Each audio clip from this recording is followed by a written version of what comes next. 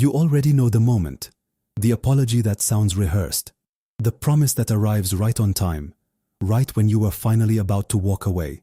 And somehow, you stay. Not because you're weak, not because you don't see it. You stay because some part of you believes that this time will be different, even though nothing about the pattern has changed. Have you ever noticed how the same disappointment keeps finding you, wearing a different face each time? What if the problem was never the other person at all? What if it was something in you that keeps opening the door? Here is the part that stings. You have built a talent for forgiveness that no longer protects you. It exposes you.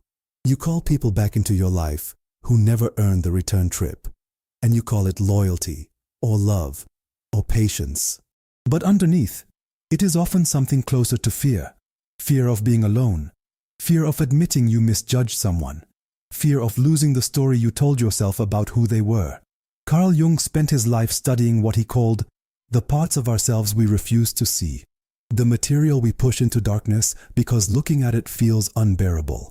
And this is exactly that. Every time you excuse the inexcusable, you're not just protecting them. You are protecting an image of yourself that cannot afford to be wrong. What is it costing you to keep proving that image right? And it is costing you. The sleepless replays. The anger you swallow, because expressing it feels like giving up hope. The quiet exhaustion of hoping someone becomes a person they have shown you, repeatedly, they are not. This is not sentimentality. This is erosion. But before we go further, we need to understand something essential about why this keeps happening. Something most people never examine, because it requires turning the lens back on themselves. Jung had a concept for this, and it is uncomfortable precisely because it is accurate.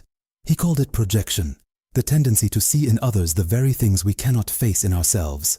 When someone repeatedly disappoints you and you keep rewriting the story to make their behavior forgivable, you are often not seeing them clearly at all. You are seeing a version of them shaped by what you need to believe and refusing to see the parts of yourself that depend on that belief being true.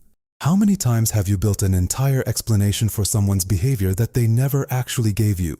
Think of it like staring at a photograph you have edited so many times that you can no longer see the original image, only the version you touched up to make it bearable.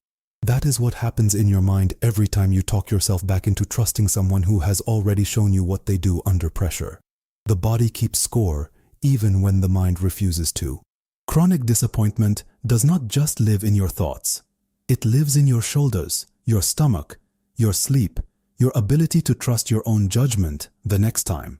Jung wrote that until you make the unconscious conscious, it will direct your life, and you will call it fate. This pattern is not fate. It is a mechanism running quietly beneath your decisions, and it will keep running until you name it. Now here is where it gets sharper, because this pattern rarely survives on its own. Someone or something learns to use it. Not always a person with cruel intentions. Sometimes it is a partner, a friend, a family member, even a workplace that has simply learned your threshold is negotiable. They discover that if they wait long enough, if the apology is convincing enough, the door opens again. This is not always calculated. Often it is instinctive, absorbed the same way you absorbed your own patterns, through repetition, through what worked before. This dynamic feels personal, but it rarely started with you. It is usually inherited. A shape you learned in childhood, in an early relationship, in a moment when giving people endless chances felt like the only way to keep the people you needed. Jung believed that what we do not confront in ourselves, we are doomed to keep encountering in the world outside us, disguised as other people's choices. The person who keeps disappointing you is not the whole story. The story is also in the part of you that was trained to interpret their return as proof of love instead of proof of pattern. And you participated in this, even if no one told you that you were allowed to see it that way. Every time you softened a boundary because you were afraid of the silence that would follow enforcing it, you reinforced the cycle. Not because you are naive, because the cycle offered you something too, the comfort of a familiar disappointment over the terror of an unfamiliar peace. But something shifts the moment you stop reacting on cue.